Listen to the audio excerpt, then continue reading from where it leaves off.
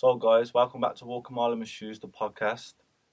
And I have a special guest, and she goes by the name of Paige. And this ain't like a normal type of podcast. This is something what I have big beliefs in myself. So, me and Paige, I feel like we're kind of on the same page with things.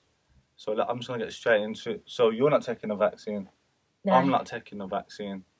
And, guys, I'm going to talk about my own personal opinions as well as Paige's. So, the first question, what I've got, why are you not taking a vaccine? Yeah, there's a lot of different reasons, but I'll start with sort of the main one. So, for myself, firstly, I don't think the vaccine is necessary. Mm-hmm. So, if you look at the statistics for coronavirus, deaths, that sort of thing, there's a 99.7% survival rate. So, that alone for me is like you don't need a vaccine. You certainly don't need a mandated vaccine. You certainly don't need a vaccine that every person on the planet needs to take for a virus with such a high survival rate. It's not necessary. We will go into things further later on, but the other thing I would touch on as well is things like COVID-19 or SARS-CoV-2, as it is known. There is no evidence up to now that it has been isolated and purified and proven to exist. So I have questions around that as well. I would like to see some sort of scientific evidence that they have actually proven that pathogen to exist. And just further to that, the PCR testing that they use, we will definitely go into that. It's more than inaccurate. And as a result of that, all these positive cases, so basically they're saying, look at all these cases, look at all these deaths. They all go back to the PCR test. That is how people are being diagnosed. That is how we're being told that people are dying of this virus, and therefore you need to be vaccinated for that. Since they're not 100% accurate, I can't then go and take a vaccine to protect myself from a disease that, for the reasons I've just said, may not even exist. On top of that, the vaccine's available. We're going to watch a video from a doctor, I believe. Yeah. There are a number of vaccines available, but the first that was sort of rolled out, and I don't believe it was formally approved, it was given like an emergency power to be used because of the severity of the situation, was by a company called Pfizer. And I don't know if you'll put my Instagram in this podcast somewhere so the people can go and have a look. I will. But there is a post on there that outlines their dodgy history. Pfizer as a company have got a very questionable track record when it comes to pharmaceuticals. So, for one, I don't trust Pfizer. So, from their past record, you don't trust them now? I don't trust them at all. I don't trust many pharmaceuticals because you have to follow the money. And where there's a lot of money to be made, questions have to be asked. Because if some individuals or some companies, they're going to make, really, because I don't believe you're going to need one vaccine. You're going to need one every 6 months, every 12 months, whatever it is. So it's an unlimited amount of money that can be made here. So we have to ask those questions. I think Pfizer paid out in the largest medical lawsuit ever. It was like in the trillions, I believe, or billions, 2.3 billion or trillion, I'm not sure, because they messed up, basically. So I cannot trust, in all seriousness. Messed up with what? The technology behind it? No, it was a certain medical lawsuit. I'm not entirely sure, but if you go onto that post, they've got the record for paying out. And they messed up, whether they gave out the wrong medication. I believe it was something to do with they didn't advise people that a certain medication could cause strokes or heart attacks or something. So rolled it out. So this same company, what's going to be creating vaccines for the whole world. Yeah. They've already got a past record that they haven't been moving correctly. No, they haven't moved correctly at all. So that just shows that it's not safe from the get-go. It shows it's a gamble, a big gamble. It's a risk people want to take, and that's the thing. So people need to. I always urge people to do their own research, but there is that one post of mine where there's a number of different things that show that they're very dodgy and questionable. And just lastly, the technology being used by Pfizer, not all of the vaccines are using this technology, but it's called mRNA, and it's never before been used on human beings, okay? So that in itself is experimental. It skipped all animal trials, went straight to human trials, and it's never before been used, but they think it's okay to then roll that out to the entire world. Well, I don't want to be a guinea pig at 25 years of age. There's questions around fertility. Again, I'm a 25-year-old woman. I'm not going to take that risk, even if the risk is small. And we'll go into the adverse effects and stuff, I think, when we watch the video from the doctor. But in a nutshell, that is it. They're a questionable company, as are all pharmaceuticals. Their track record isn't very good. And the most important thing for me is this is experimental technology. If it's never before been used on human beings, we cannot possibly choose to be the guinea pigs for that, especially given the fact that there's a 99% survival rate of the virus. It doesn't make sense to me. I've got another question. So you've got friends. Some of your friends, are they going to take the vaccine? I don't know. Most of my friends at the minute are, no, I'm not taking it. I've got one friend in particular, she's training to be a teacher, and obviously they're being pushed now to take this vaccine. And we have very different views on what's going on in the world and with the virus and stuff, which is fine. We disagree on that. But she's still pretty sure she won't be taking the vaccine. But I think if push comes to shove with some individuals, they're not really ready to let go of their career and their livelihood. This is what I'm saying, but you are willing to let go of everything. I will live in a forest and eat berries off a tree. Yeah, It's that serious. Yeah, I know a lot of people, myself, I'm not taking that vaccine. No, genuinely, they would have to kill me. And I am of the belief that over the next few months and years, sorry to be doom and gloom, but there's going to be a really long road ahead, because we all know where this is going. They're already emotionally blackmailing people. They're already bribing people. They're already threatening people with, you can't go on holiday and you can't go here. I can see it getting to a point where, you can't go in Tesco because you can use the online service because you are a threat to public health. Do you feel like the agenda behind it, they've very thought about it, and it's a very smart conquer and divide strategy? Yeah, absolutely. I mean, this whole entire thing, which we can go into as well. Because, sorry to cut you there, but when we first entered the lockdown, it was like, we was together. We was all trying to get through this together. It was new to even everybody. It was new. Yeah. Then now it's got to a certain point now, the people who don't wear the mask, the people who are not taking the vaccine, people are looking at you like you're not keeping us safe, like you're the enemy. That's conquer and divide right there. Yeah, exactly. And throughout history, they've always divided and conquered. That's an old strategy. It's an old strategy, and it works because obviously I had a debate with someone the other day about all this, and it was like, I go into shops rarely. I actually limit how much I go out now, and that is really bad, but I do because I cannot be bothered with the looks, with people's attitudes towards you.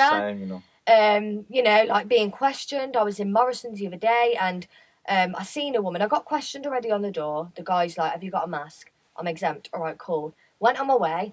Excuse me. And the lady, I seen her. And you know when someone's going to come for you. So I thought, she's going to come around that corner any second. So she come around. And it's like people speak to you like you're an alien. She was like, have you got a face covering? And I was like, nah, I'm exempt. And she's like, well, have you got some sort of lanyard? Now, I've got an issue with the lanyards anyway, because you don't have to have one. That's a fact for anybody who's wondering. But they shouldn't approach you, though, should they? They don't supposed to approach you and ask you about... No.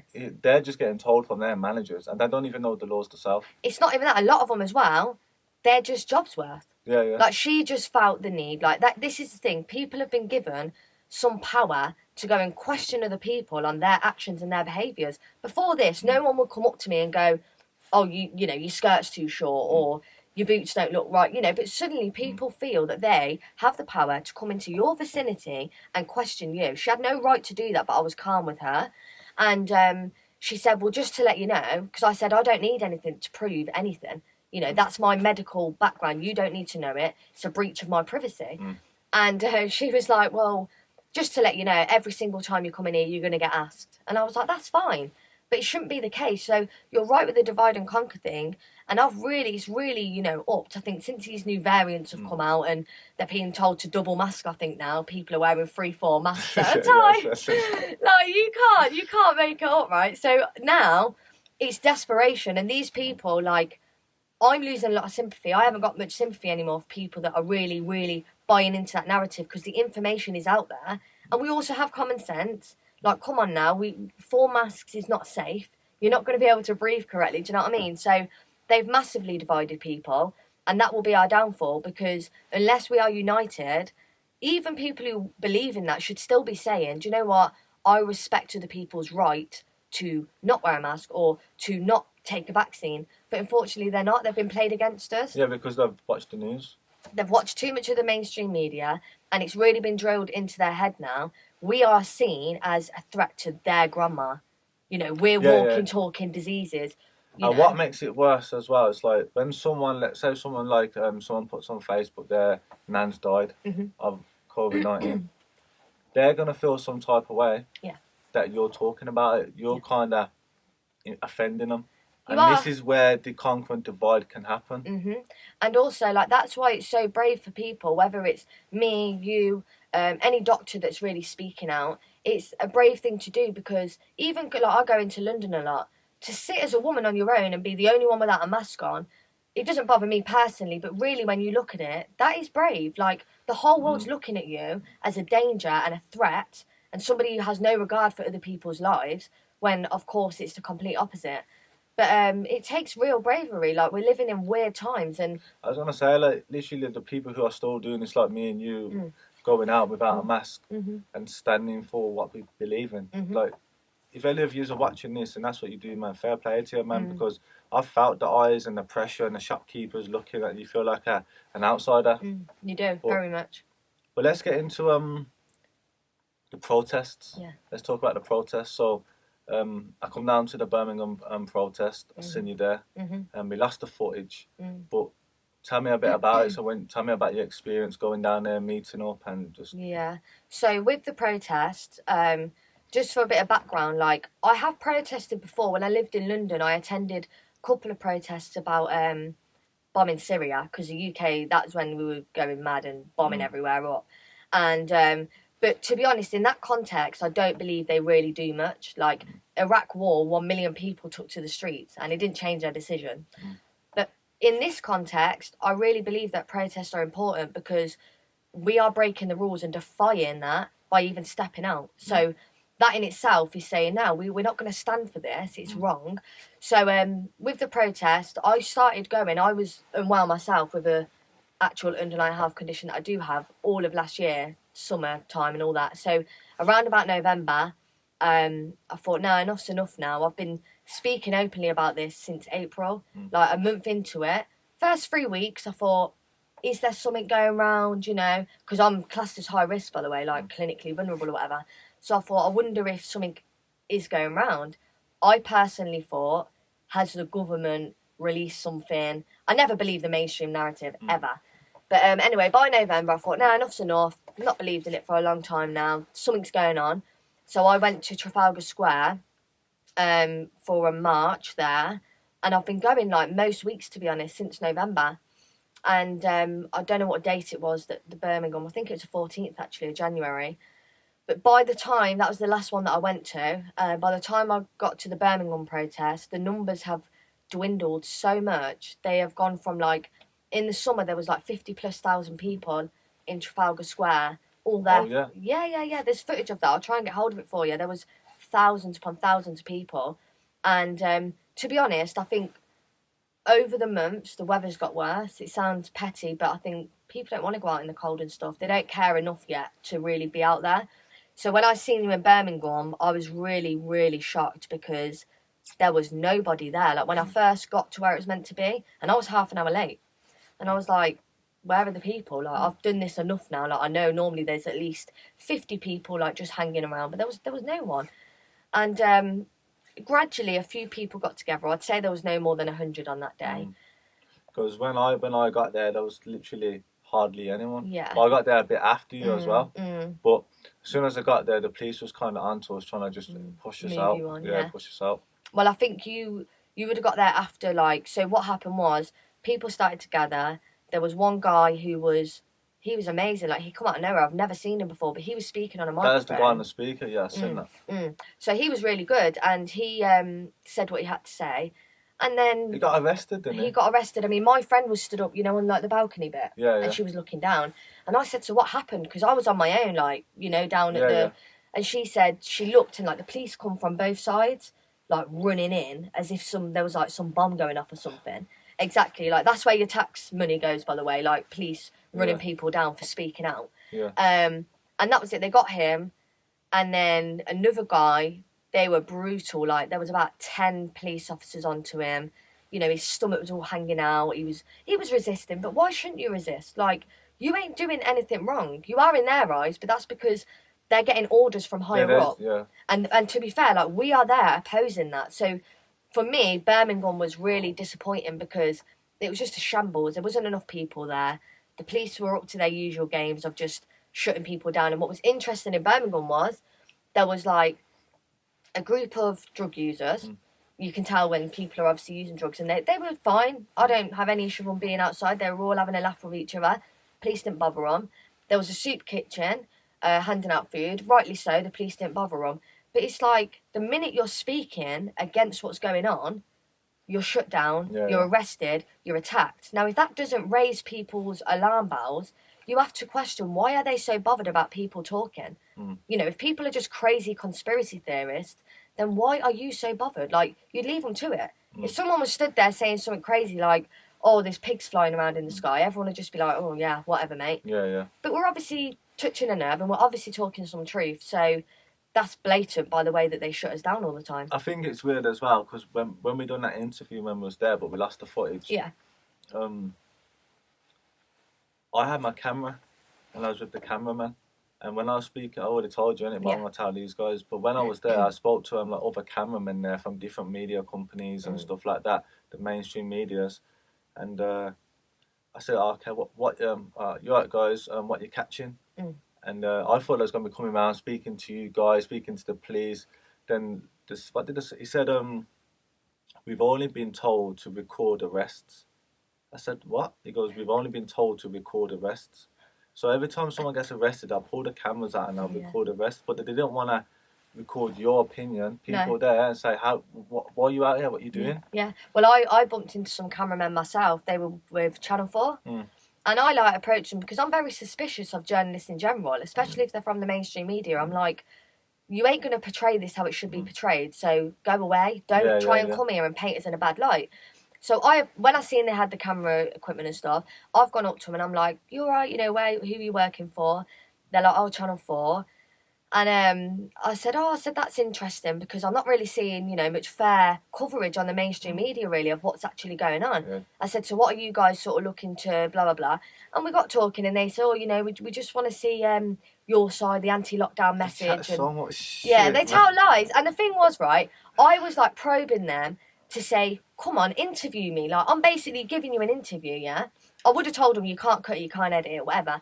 But they wouldn't. They were not willing because I was speaking sense and like I started going into things and they were like, you know, going over the head. So then 20 minutes later, when the guy's getting wrestled down to the floor, they're like, boom, they were straight in there with their camera. And I thought, do you know what, you lot, they're evil because they're then putting it out to the general public and the general public are having one image. It's exactly. Yeah. And because what it is, they as well, they want to put people off going to the protest. So they don't cover them at all. So do you feel like now, from these media coverage, from the intentions, what they're trying to do, that's why the protests are getting smaller and smaller? Yeah, because as well, what they do, I mean, I left a protest not long ago in London and I was in Euston Station and it was like funny because I looked up on the big screen and it was like Sky News, 96 people arrested in anti-lockdown protests, and all you could see was like images of the police officers. Like, but I'd been at that protest, I was just come back from there and I was looking and I was thinking, but you ain't talking about because it was one of the biggest ones I'd gone to. It was 28th of November, I think. And I was like, mate, there was thousands of people there, like doctors, scientists, psychiatrists, lawyers, like people all talking amongst each other, all fighting for freedom and peace and just to have our rights back, you know, a little bit. And I've looked up and I've seen that and I thought, well, that's why people ain't going to come. And also, as people get arrested, because the police are so brutal, especially in London, it does put people off. They're like, nah, you know, I've got a job to have, you know, I've got kids, I can't really get arrested. They get fines. Yeah. Well, I'm yet to receive my fines. But this is the thing, like, you know, they are being put off and the mainstream media will only cover the bad bits to put people off going. They won't ever tell you that, you know, it was peaceful and we're always peaceful. It's mad because I've never seen a protester starting on anyone, starting on the police. What happens is, we're not organised enough in this country. We're quite pathetic, to be honest with you. But we're all together and we try and stick together, even in the thousands. Like I remember Oxford Street once was like jam-packed. Yeah. But then what happens is, I'm watching the police. They've all got their earpieces on. They've all got weapons, whether it's a baton or whatever. And they get their message come through and then they just infiltrate and they break the whole thing up and then they attack people. And I've seen it with my own eyes. They threw a heavily pregnant woman on the floor just a few weeks ago in London. So they do the attacking, they provoke and provoke and provoke. Push and provoke. Then once you fight back or whatever. Yeah. Like you're the one in the wrong. And that's why, like, my approach, not everybody agrees with it because I can be aggressive verbally, like never physically, but I will tell them, please, what I think of them, because what they're doing is so wrong, in my opinion, and they're setting an example, and it's a very slippery slope. Like, at what point as a police officer do you say, no, I'm not going to do that? You look in history, yeah, just following orders, and I'm going back to the Holocaust and stuff here, but after that happened, there was a Nuremberg trial where people, officers, a lot of the Nazi generals and stuff, they were tried in court, and it has been said since then globally that you cannot say I was just following orders as a reasonable excuse for enforcing tyranny. So that is what I always remind these officers, because I remember listening to you like tyranny, that's my favourite word, right? Because obviously I just lose my head and I'm like, it's tyrannical, because it is. Like, what I'm seeing is madness. We're a few human beings exercising our human right to speak out against something that we don't think is right. And bear in mind, all of these restrictions, they affect us as well. Like, they're affecting every aspect of our lives, financially, emotionally. So why should we not be allowed to speak against it? Do you understand? Like, I put a post up the other day, or it might have been yesterday, I don't know. But it's saying the amount of coronavirus deaths is like an iceberg. The amount of coronavirus deaths, or the amount of people with depression, suicide and stuff like that. I think the world's in a way worse than place. Yeah, it is. This coronavirus. It is. And that's why it's interesting, because the number one thing is people like me and you are selfish, right? So it's like, you're selfish, you know, there's a pandemic, you're out of order, you're going out breaking the rules, blah, blah, blah. But is it not selfish to accept that people are killing themselves? There's the highest suicide since World War II, right? People are killing themselves every single day. Something stupid like 37 a day in London, right? People are killing themselves, people are losing their jobs, they're having their businesses stripped from them, kids are going hungry, people ain't getting their treatment for cancer and other diseases, they're dying of them sorts of causes. Domestic violence, child abuse. Everything's through the roof. Everything's through the roof. Now, to me, you're selfish. You are being selfish by prioritising one virus, right, that we've gone through the figures. It's a 99% survival rate. Yes, it's sad if people, bear in mind the average age of death as well is 82. The normal average age of death is 81. So technically you live longer with COVID. Like, that's how backward this is, you know? So to me, that is the epitome of selfishness, not me trying to stand up for my rights. You can add all sorts of other things into the mix. You know, we don't even need to go into it. They are the basics, they are the facts, and yet you are telling me I'm selfish. I do think as well that, let's say in the long term, let's say we're 10 years away from now and we look back, I would love to see everything what's happened, then their perspective will change. Yeah. Do you know what I'm on about? Yeah. People are looking at us with like, you guys are prolonging it, blah, blah, blah, blah, blah. But in 10 years' time, when we look back, they're like, wow, these guys was right, and we were shouting at them. But I wonder, it's so sad, man. It is sad, isn't it? It's sad, man. But and if you look back, people's lives are at risk. It's madness, I know. But if you look back in history, anybody who's ever spoke the truth, they've always been ridiculed and the villain at the time. Yeah, at the time. At the time, it's like, nah, they're evil. Nelson Mandela's a good example of that. He was in prison for 27 years. And then obviously later in life, it was like, oh no, you know, he was right and he was hailed. So it's like, people can't see that though right now. And you just mentioned something that reminded me of the divide and conquer thing. What did you say a minute ago? When people look back in about 10 years' time. Oh, I can't remember now what I was going to say. But yeah, people at the time, you never realise, these people don't realise that we are talking the truth. We have nothing to gain.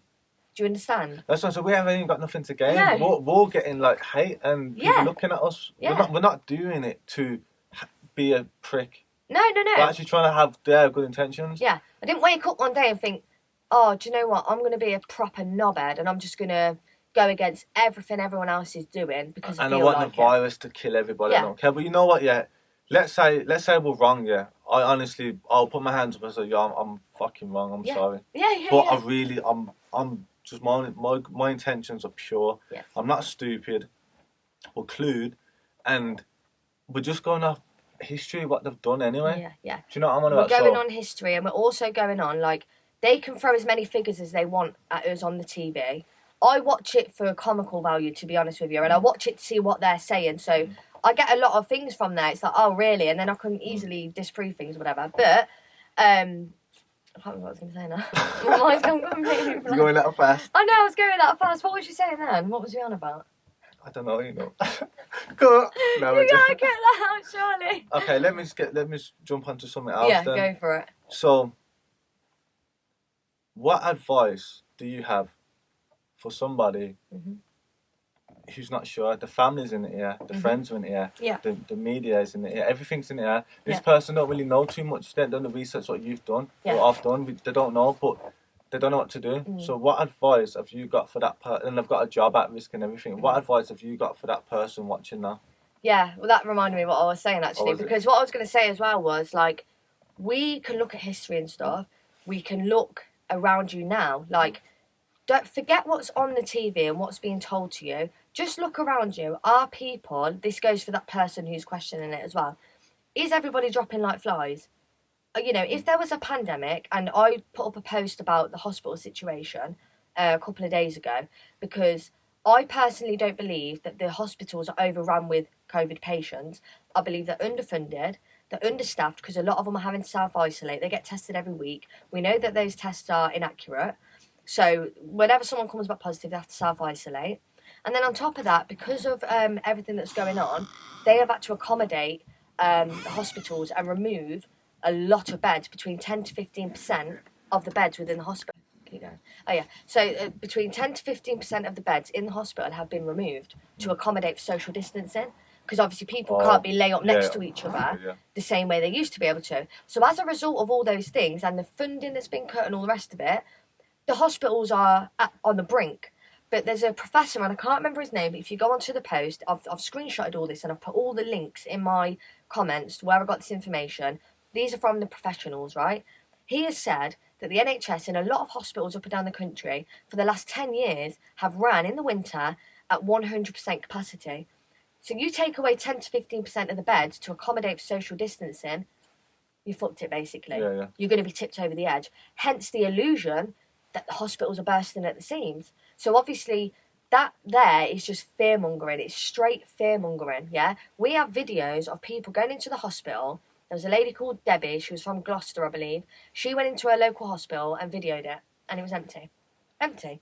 Not saying the COVID wards ain't full, we're in the midst of a flu season, it's the winter, and there may well be a virus going around, and hence they will be full. But she went around the rest of the hospital, and loads of other people done this. There was a good one from Croydon Hospital as well. And when I say ghost towns, I mean empty hospitals, right? So that is anecdotal evidence. It shows if there was a true pandemic, every ward would be spilling. It'd be. I've been in hospital, Jane. I've been put in corridors plenty of times for 12 hours at a time because they're full. That ain't the case now. They're very much empty. Some wards are very full and they're under pressure. And I don't take that away from anybody. But if we were really in the midst of a pandemic, and I'm speaking to this person now who's unsure, if we were really in the midst of a pandemic, you know the £220 million of our money that they spent on Nightingale hospitals, they would still be standing and they would be full because the hospitals would be full, they'd spill over into the Nightingale hospitals. No, they dismantled most of them. They actually took them down because they were not used. They never got seen. Not one patient ever went into some of them. I think the one in London seen 19 patients or something at one point. That was last year. So, you have to offset your own fear. We have to take more responsibility as human beings. If you are sat there and you're thinking, oh, I don't know what to think, sit in a dark room on your own and ask yourself them questions. Don't take any influence from anybody else. Listen to my perspective. Go and listen to a doctor. Listen to it all and then think about it and discern for yourself, are you witnessing a pandemic? I guarantee the answer will probably be nah. Because you know why as well? I was on about this last night. Look at the celebrities, yeah? I watch a lot of cooking programmes and stuff, or on Sunday, earlier on I was watching, is it Sunday Brunch or whatever on Channel 4? Yeah. Now, in the midst of a deadly pandemic, them people, I don't care how many metres you stay apart from each other in that studio, off camera, you're being normal around each other. It is not essential for any of these people. It's not essential for football matches to be going ahead, yeah? It's not essential for a news anchor to be sat in the newsroom telling you the news. They can do it from home. In a deadly pandemic, none of those things would be taking place. But they are keeping you distracted. They just need you occupied because, God forbid, the TV switched off and there was nothing for anyone to watch. People would start actually asking questions. They would. They'd go, 100%. what's going on? Oh, you know, this ain't right. But you're not, because you're distracted. And that is why it is a mockery, and it enrages me more than anything, is that they are still putting these shows on to distract people, and they're talking about they're in a bubble, they got tested beforehand. Well, if that's possible, then let everyone live their life, and if people need to do them things to go on as normal, I won't anyway, but let people go on as normal then. Why is everybody else imprisoned in their own home? Why are the elderly not allowed to see their families, even from a 2-metre distance, in the care homes, but yet the Masked Singer can be recorded? What? Like you said, it just makes sense. Just keep people occupied, keep their mind busy. Keep you distracted, keep you in that vibration where it's just like, oh, yeah, that's on, and then that's on. And no one's really asking these real questions, and then they flick onto the news at 6 o'clock and get fed outright lies. I ain't got no issue in saying that. It's outright lies coming off that news. The death figure, they reckon they've reached 100,000 deaths. Well, that's within a positive test within 28 days. So you can get hit by a bus. Oh, you tested positive with a dodgy PCR test, COVID. That number, we know it's inflated. They're telling us it's inflated. They're saying, oh, you know, this is a figure within 28 days. I'm sorry. But if that doesn't make you question something, then I don't know. That's bizarre. I think sometimes when you're in the smoke, you don't know that you're in the smoke until you come out and you go, whoa, I was in the smoke. And you look behind you and there's a big cloud. I don't judge anyone who don't, when they're in the smoke, but please try and get out of the smoke. Like Paige said, go into a dark room, think, do some research. Don't just listen to what you get told. Because if you do that, you're just going to be consumed with everything around you. Yeah. And the evidence is there now. So, like, me personally, I would say that, like, to an extent, I think at the minute, ignorance, it is a bit of a choice in the sense that people will see info or opinions, or the best one that I get a lot is, oh, where have you learned that off YouTube? And do you know what's funny? That pisses me off. It does annoy me. But do you know what's so funny with that? Like, a lot of stuff I do see is on things like YouTube. But let me say something. It's doctors saying it. Don't get it twisted. It's not some kid in his bedroom. Yeah, that's why they say it, though. It's mocking. To discredit you. Yeah. And that's like the term conspiracy theorist was created by the CIA, right, back in, I think it was the 60s. So when JFK was assassinated, people started, because he was supposedly someone who was trying to... so is that where the conspiracy theories come from? It was created by the CIA to discredit people and mock them and shut anybody down who questioned the assassination of JFK, because the story goes that he was trying to bring down the cabal, the Illuminati, whatever you want to call them. He knew, and if you listen to some of his speeches, it's pretty convincing. He says there's a shadow government and we need to get rid of them. They're dangerous, they're manipulating us, blah, blah, blah. So he was assassinated, then the CIA, dodgy as they come, they step in and they're like, oh no, conspiracy theorist, and it's stuck. So obviously people now say, oh, you're a conspiracy theorist. That's like a reverse psychology, mental state, that is. Yeah, it is, it's like, oh no, you're the mad one, mate, you're crazy. Which is just funny, because the reason a lot of the information that we all get off of doctors and professionals, I will actually provide you with a list of all the doctors, fully qualified doctors, right, that are speaking out against all this. If you go onto the Great Barrington Declaration website, .com or whatever it is. Put that in the link. Yeah, Great Barrington Declaration. You may or may not have heard of this, but it is a declaration that has been signed. I don't know the number now. The last time I checked, it was like 40,000 qualified scientists and doctors, and thousands and thousands and thousands of people from the public have signed it to say, no lockdown is necessary. This is a load of rubbish. Every one of these doctors go by your own credentials. If you're somebody who watches the news and calls me a conspiracy theorist and, oh, you don't listen to doctors, no. These doctors are fully qualified all around the world, and they've said, no, we're not having it. This is wrong, right? But these doctors don't get airtime on the mainstream media. So it's all right for you to sit there and go, you need to go to a reliable source, like the fact checkers on Instagram. They send you to the NHS website. That's all well and good, but we don't agree with their point of view. Hence why we look for alternative narratives. So just because we might see these doctors speaking through different channels, it doesn't take away from their message or make it any less valid. It just means that, unfortunately, BBC doesn't bring the doctors that I want to hear from, the ones that are not paid off. And I've just got it on my phone, but I've got basically the Bill Gates thing. We can touch on that, but that's the biggest one. Oh, you think Bill Gates trying to fucking run the world and all that. Bill Gates, talking about doctors and things, we have Sir Patrick Vallance is our chief scientific advisor or something. And Professor Chris Whitty is our chief medical officer. And if you watch the BBC, which I sometimes do, you will notice that a lot of the doctors that they get on there, most of the doctors they get on there, they're talking, it will say underneath, Imperial College London, yeah? So if you put all those things together, you've got Patrick Vallance, Chris Whitty, Imperial College London giving us all that information, the BBC. I've got the figures on my phone. Am I right to take my phone out because it's on a photograph? Yeah. So let me show you how much funding the Bill and Melinda Gates Foundation has given to these individuals since 2010. So the BBC is $51 million. Yeah. The World Health Organization, who has basically driven this pandemic with their lies, have received $750 million since 2010 from the Bill and Melinda Gates Foundation. And I believe that they are their biggest funder above countries. They give more money to the WHO than what the UK does and what America done at one point because Trump pulled them out of it. Imperial College London, that I've just mentioned, $194 million. Oxford University, $186 million. Patrick Vallance, through UCL, University College London, $39 million. This is an individual. Patrick Vallance, again, through GlaxoSmithKline, I believe they're a vaccine manufacturer, $65 million.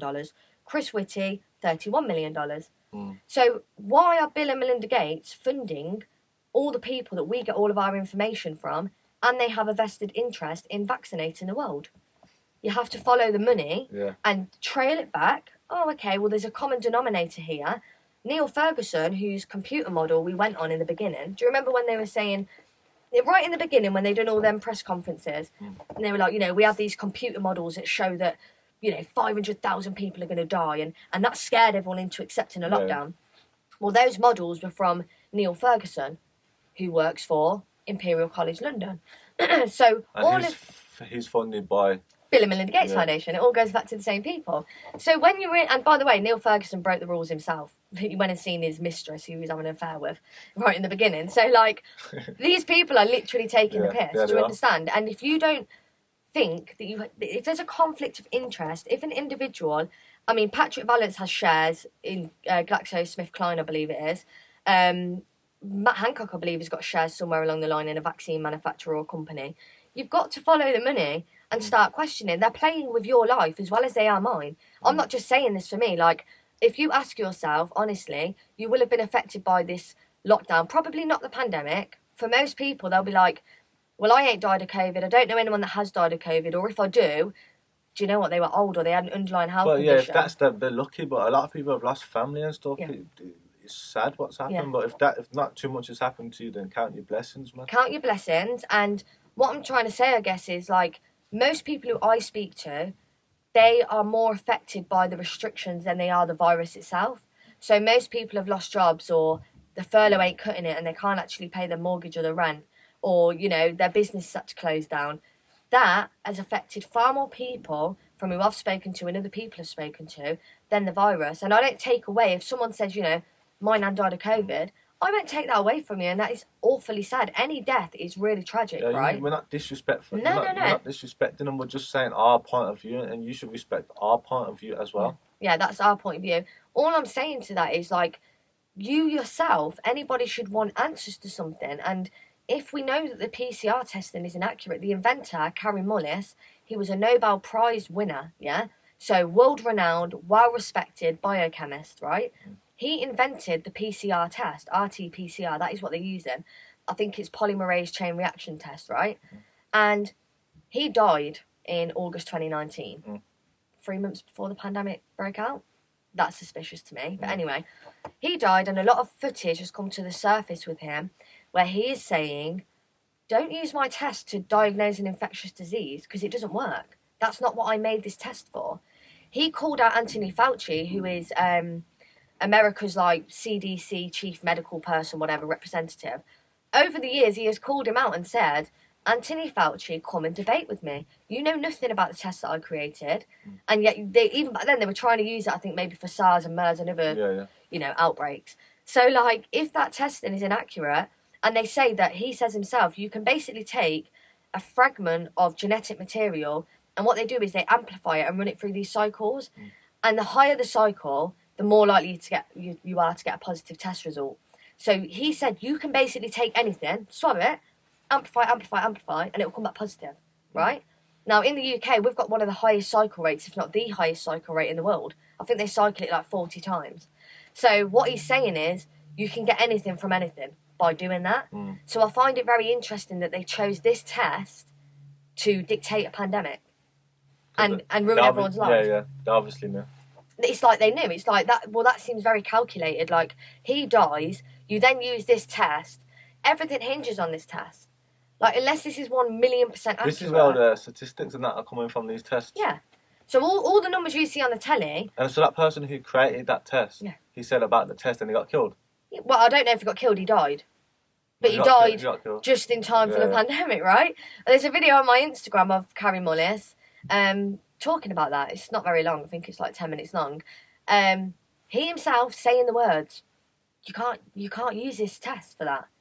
Also, him himself. Yes, yeah. Oh shit! And now they're using the test for that. After the one who created it said you can't use it. They've been using it for this whole pandemic. What the?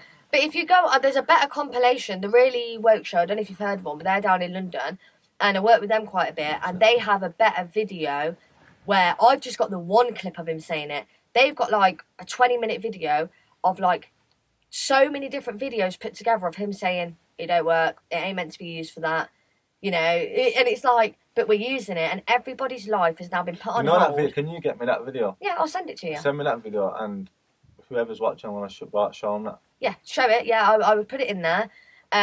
He says he said it multiple times. This is the thing, and I don't know if you've seen the other day, but I was watching the Jeremy Vine show, and prime example of the media just shutting down any alternative like ideas. A caller got through. He'd obviously lied and gone, yeah, I'm going to say this, but really he got through and started like, telling the truth. And he basically said like, he said about the PCR testing. He mentioned Carrie Mullis, said he was a Nobel Peace Prize winner. Talked about the inflated statistics. He went into everything. Oh no, Jeremy Vine was like, no, this ain't the day for that. That's terrible. There's been 100,000 deaths and you're sitting there saying that, and they just cut him off. And it was like, the minute you can't get a word in, like there's no point in even trying to reason with these media corporations because they're paid off and they're not working in our best interest. So I wouldn't even bother with them, to be honest. So that's why it's so important for independent people to podcasts, independent documentaries to get that out there. Yeah, because they are rewriting history. So like anything that we know about in history, most of us are pretty switched on now. It's probably a lie. The winner wrote it. Whoever won that war or whoever was winning at that time in history, they wrote the history. They were the ones that wrote down what happened. So we know that most things in history are skewed. There's some truth in it, but you really have to dig deep to find out what's really happened. That is what will happen with this if we're not careful and we don't try our best to get the word out there. So if anybody has information, I'm not very tech savvy, but if you are, get things backed up onto hard drives and things that you will keep forever because they will eradicate. Just look at Instagram. Oh, I never thought about that. Yeah, they could just erase everything. They will erase everything. They'll rewrite it and they'll just say, oh, there was a few crazy people, but there weren't many of them. Yeah, and in like 150 years' time from now, will be forgotten about. Yeah, and they would have just manipulated it. Yeah. I didn't think about that. They will have manipulated it. And like, even like Instagram, you've got all these fact checkers. Like, how ridiculous. You put something up and it's like, oh no, blah, blah, blah, it wasn't actually this. That is rewriting history. And the main thing I've seen, what they've done to rewrite history, just within the last couple of weeks, on the World Health Organization website. So, herd immunity, you might have heard that term, is the idea that enough of the population get infected with something so that it's not going to be dangerous to other people. There's enough people immune so that there won't be a further outbreak, right? That was a definition on the World Health Organization website up until about 2 weeks ago when they deleted it and physically changed the definition of herd immunity to herd immunity is when enough of the population are vaccinated against the disease. So rather than natural immunity, which I believe in, if people catch things, you go on to get over it or whatever, they've actually changed that definition now. That is rewriting history to say there was no such thing as natural herd immunity. The people had to take this vaccine in order to achieve herd immunity. So when people look back, it'll just be like, well, what were they on about? You need to do that. That's the definition of herd immunity. No, the original definition is people naturally get something, they get over it, and we're all happily ever after. So that's very dangerous, and we're living in them sort of times where, like, they're really trying to erase what we're saying. they're censoring doctors like never before. Anyone who speaks out against this, they're just removed. Their medical licenses are being removed. There's a really... It's like they're going full at it. They're not the full power. It's like they're not messing about with this now. They're not holding back. It's like you speak out, you're going to get threatened, you're going to lose your job, you're going to lose your medical license. I've got a question for you, Paige. So, do you think, you did let us say at the start of the podcast, it's going to be a long road, but do you think there's any chance that it can fail, it can backlash? Because when people have bad intentions, you can flip around and smack them in the face. Yeah, do you mean on them? On them. Do you think there could be a great awakening for all the people? And who knows? Because there's a lot of stuff that's going on in the shadows. Yeah. But you don't know. And there's good people and there's bad people. Yeah. And I'm sure there is some powerful, good people in the world as well. Yeah. I mean, what's your perspective on that? Yeah, I mean, I'm always up and down with it. But you've got, talking about good people, you've got the World Doctors Alliance, I think it's called, where a load of doctors and lawyers have come together from all around the world. Go and check them out. Dr. Dolores Cahill, I think her name is. She is from Ireland. She's like at the forefront of that. She's a doctor and she's very vocal against all of this. They're an example of people. We need people like that because I do think it can backfire on them. If we have, myself, I can speak my truth and I can try and educate people. And I know I have done that with a lot of people who have been either on the fence or completely invested into it. And everybody has their own duty to do that. If you feel that you know something and you can, because what we're trying to do is stop people being so scared and living in fear and having their lives taken from them and their rights without their say-so. It's not right. So on an individual level, we can all do that. I think if we have the backing of the right doctors, the right medical professionals, and most importantly, the right lawyers, because people have to go to jail over this, I believe. Boris Johnson, Matt Hancock, they need to be either being executed like in the olden days, or they need to be imprisoned for eternity. Because what they have done, they know that they are manipulating, they're playing a numbers game with us. And a lot of the population, because they have systematically dumbed us down from birth, fluoride in your water, shitty food, shitty TV, 9 to 5, paycheck to paycheck. Everybody is in that tunnel vision. They can't see outside of that. So they have systematically oppressed people so that when this sort of thing happened, they wouldn't rise up. Yeah, so this was a long time coming. This is an agenda that has been at play for a very, very, very long time. But what you just said, I think, was so important, that the fluoride, just like have you ever heard that saying? If you put a frog in boiling water, have you heard it? Yeah. If you put a frog in boiling water, you have to gradually turn up the heat. And it'll cook and it'll just die. Yeah. So if you blast it up, you jump out. Yeah. So I feel like that's what they've been doing for a long time. That's a perfect analogy. And I do understand what you're saying. People are not even standing up for it because they're boiled in that water. Yeah, that's the thing. And they're just sat there boiling. They think they're in a jacuzzi. Do you know what I mean? Yeah. They're sat back like, this is sick. No, mate. And because of the government are just pushing with money and everything and stuff like that, people they're feeling a bit comfortable. Yeah, because you've got your furlough. So, like, if you look at the bigger agenda, I do think, just to answer your question, I think there is very much the opportunity for a great awakening. I think it's in the process of happening. It's whether enough people rise up. That's why I urge people all the time, like, if you think I'm right, please come and stand with us or put the information out there. Do something. Anything you can do. Yeah, something. Because the more people we have, the easier this will be, the quicker it will be over. If people are still scared, we can't be fearful anymore because this is our human rights, this is our future, it's the future of the children. So we really need to take action now, do you understand? So I do think we're on the verge of that happening. But yeah, we really need people to come together. So maybe like the step is don't take the vaccine. Yeah. Because once you take the vaccine, it's like you've jumped over to their side. Yeah. You've given in, you've crumbled. Yeah, you've given in. Yeah. Then there's going to be something else after the vaccine anyway. Oh, there'll be listen. That's just the start. It's just the start. That's what I was going to say. So once you take the vaccine, then what's next? Then what's next? Then what's next? Mm-hmm. You know, we've probably got like some hard times coming. Very difficult because this vaccine is going to be perpetual. It's going to be one after the other. You're not going to have one vaccine and that'll be it, right?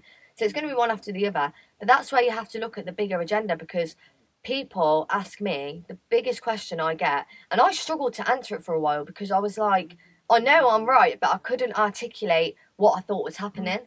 So, like, there's a really good documentary, I don't know if you've seen it, called New Normal. I'll try and get the link to that as well. It's been removed. It was removed within 24 hours of going up, right? But is that on YouTube, though? No, it won't. They won't let it on YouTube. It's on BitChute, right? If it's still up there. But it was on BitChute the last time I checked. that explains it perfectly. I won't be able to explain it as well, but basically, you've got a group of people, yeah? I always use the analogy of, like, we've all worked in little workplaces, and, you know, you get one manager who's just, like, power hungry. They love it. They're like, yeah, they come in, yeah, I'm a manager, blah, blah, blah. If you imagine that on, like, steroids, like, times a million, you've got some people in the world who hold an unnecessary amount of power. And with that, if you look at Agenda 30, do you know what Agenda 30 is? Agenda 30, no. Well, basically, it's a genuine thing. It's a genuine programme that was set out by, I believe it was the United Nations back in the 90s. And they said that by the year 2030, they want the world to look a certain way.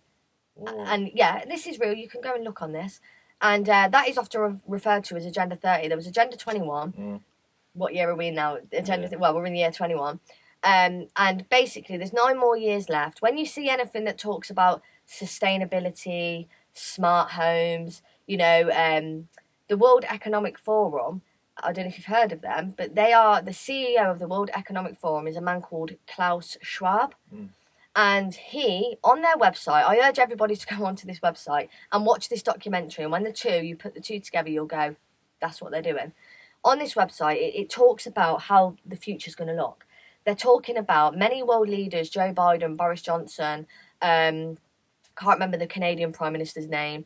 All of these different people and Klaus Schwab of the World Economic Forum have repeatedly spoken about a great reset. Like, we have got the opportunity, because of this pandemic, we have the opportunity to change the way we live and set a great reset in society. That's the term that they use openly. That was a conspiracy theorist until they openly started using the word. And what that means is they basically want people surveyed like never before. So they want people not living off grid, you know, in the countryside. Yeah. They want everybody in inner cities for the purpose of sustainability. They want everybody to be using smart meters, smartphones, smart TVs. They want you to have one of the things where you just say something and, you know, your light turns off and whatever else. They want 5G. The 5G rollout was all about getting all of these cameras absolutely everywhere so that they could recognise people. So that it's just mass surveillance. Like, can you imagine your every move is tracked, the cashless thing? Now, we want to know where their money's going. They don't want these self-employed people who go around in the white van, you know, pocketing a bit of dough and living nice, so they should, because they work hard. They want to know your every single move. And what they would do is, if you look at China... That's why a lot of cryptocurrencies are going kind of through the roof now. Yeah, exactly. So that all ties in with it. But people ask, because China got back to normal, by the way, before a vaccine was out. If you remember, like, they were just like normal, living normal again. And the reason for that is because they have the solution already. It's communism. It's a communist state. So in China, they're already told what to do by the government. In some parts of China, they're given what's called a universal basic income, which means that regardless of your earnings, you basically get given a handout by the government. But you also have a social credit system where you get points based on your behaviours within society, what you're getting up to, what kind of person you are. Have you had your jabs? Have you listened to what the government's told you? And to me, that is what they ultimately want. They want ultimate control over the population, and they want to reduce the numbers firstly, because they wouldn't be able to control 7 million of us. So that's what I'm saying. That's what I do, because I kind of knew a lot of them type of things, but that's where I think it's going to go wrong. I don't think they can do that. Yeah. I don't, even as much ego in yourself, I don't think you can do that. I hear what you're saying. And whatever beliefs you do have, and I think it'll backfire anyway. So I kind of have faith in that, to be honest, but it's for people like you, me, you, to stand up and make a change. Yeah. I mean, they're half doing it with the furlough. The furlough scheme's like, pay them off, keep them sweet. They're still getting money, they sat at home. Sort of like training for a universal basic income, because what's going to happen is eventually artificial intelligence, if they get it their way, it's going to take away most people's jobs. You know, my dad works in a factory, right? So you can't leave the population to just starve because robots are doing it. You have to pay them, but you don't get money for free. So when you're getting paid off by the state, you've got to go and take all their medication. You've got to do as they're told. The state own your children. You don't own houses. The World Economic Forum says on the website, you will own nothing and you will be happy. They don't want you to have anything you own. You won't own a house, a car. Do you understand? That's where they want it to go, to a point where we are just solely reliant on the state, and they can just give us a little bit of money, keep us sweet, and we have to do whatever they say, whether it's injections, whatever else. Important that we step up now and say, we're not comfortable with this. Like, we like because the world ain't perfect and they do control us to an extent. We all know that. We've got driving licenses and all the rest of it. I'm all right with that, though. But that's okay, because I understand the reason. But the other reasons, what you just said, that's just purely control on top of control. Yeah, that's my view. People will say, to be honest, I think that is a very sensible view. Yeah, because we can see it happening and the evidence is there. It's not an opinion now, the Great Reset thing. That is a fact. Russell Brand just done a really good video on it. I was actually waiting for him to speak out because he has some good points, but he was very quiet on it. And I thought, use your platform because I know you know what's going on. Do you know what I mean? So he has come out and he spoke about that now. It's a fact. It's no longer a conspiracy. And if you want to live like that, I don't know who would, then fine. Me, I like to go out with my friends. I like to go on holiday. I like to live as freely as I possibly can and not be monitored for my every move. And that's just the bottom line of it. So if people really want to make a difference, then you're going to have to, in my opinion, really stand up now and come to the realisation that that is what's happening. So, literally, I hope what you've just seen, what Paige has just said, please take what you want to take out of it. Some things you might not agree on, but that's your own opinion, that's cool. But just do some research, do you know what I'm saying? But did you do research? I've done research for a long time. Like, I haven't overnight decided that, like, I don't trust the government and stuff. Since I was younger, I've read into things, but I definitely do my research. Like, anything I see on there, I'll always go and look. I don't use Google. I use DuckDuckGo. It's not ideal, but it's better. It's not as censored as Google. Google is now, like, a pharmaceutical company. You can't find any relevant information on Google, really. It's very hidden. So I use DuckDuckGo and Brave browser rather than Google Chrome or Safari. They're just two little tips where you can find a little bit more information that's not as censored. But yeah, definitely do your research. Definitely don't take what's being told on that TV. Follow the money, like I've said, you know. All right, cool. So thank you, Paige, for coming. No problem. Thanks for having me. So yeah, you're going to see Paige again in the documentary, Will You Take the Vaccine? So we're going to cut it now. And next time you see her, she'll be in the documentary and she's going to be answering what the doctors told me. So check that out. But yeah, that's it. Thank you. No, thank you. Yeah, man. Oh. You know what, Paige? I'm flipping now. You know a lot, you know. Oh no, to be honest, until I start talking, I forget what I do know. And then